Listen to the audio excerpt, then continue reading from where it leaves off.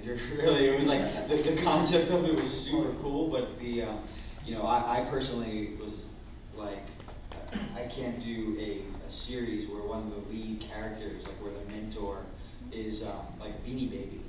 You know? So I thought that the design was cool, the look was cool, but I just wanted to, you know, bring a little more life to him. I mean, if you look, I really kept, you know, the coloring and the you know, the silhouette of him the same, but I just, you know, the monsters and stuff when they're fighting it, I felt like that's fine, and it was almost maybe good that they weren't very realistic because it helps for the younger audience to kind of separate reality from fantasy.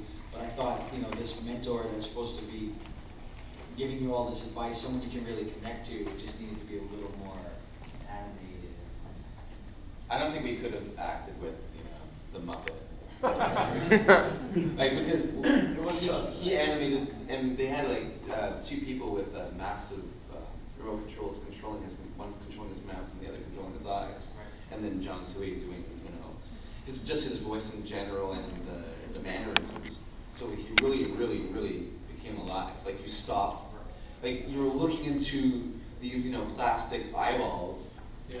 And like really connecting with some sort of emotional thing, and then you remember it's just plastic. But I don't think we could have done it with the same. Yeah. I think Chris cried once, looking into the eyes. Yeah, actually, I just made a special connection with John too.